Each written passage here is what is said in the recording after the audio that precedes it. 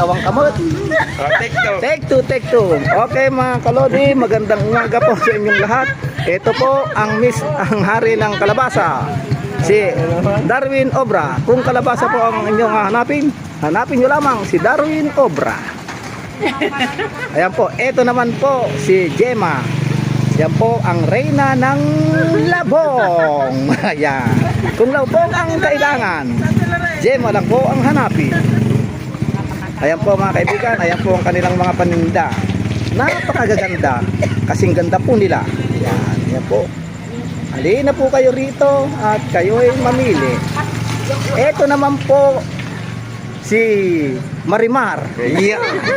Yan po si Marimar, ang reyna ng kamatis. Yan po mga kaibigan, kung kamatis po ang inyong hanapin, hanapin nyo lamang si Marimar. Yan po. At ito naman po si Caloring. Mga kalodi, ito po ang reyna ng saluyo. Iyon eh. Kaway-kaway naman dyan, mga kalodi. Yan. Yan. At ito naman po ang pinakamaganda at ang aming muse. Ito po ang aming muse. Yan. Ito naman po si ito po, reyna ng pecha. Ayan. Ayan po, ganda ng kanyang pecha, mga kalodi. Ayan. Ayan po, ang kanyang pangalan po ay Kate. Kate. Yan eh. Kaway-kaway naman dyan, Kate. At ayan po mga kaibigan.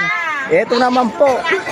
Ito po ang reyna ng okra. Ayan, kaway-kaway dyan. Yan. Yan. Ganon sana. Ayan po ang kanyang mga okra. Napakaganda. Yun eh. Ay nako.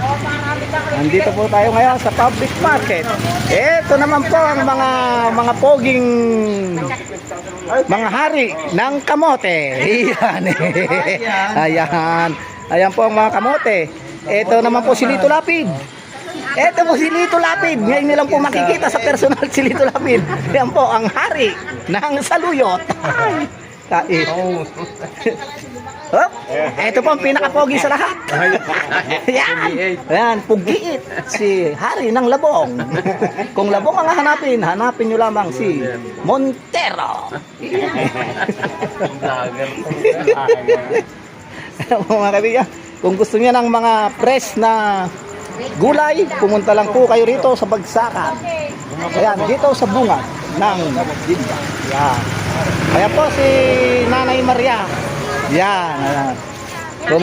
Ayan po si Nanay Maria. Yan, namimili po si Nanay Maria. Maganda pa rin.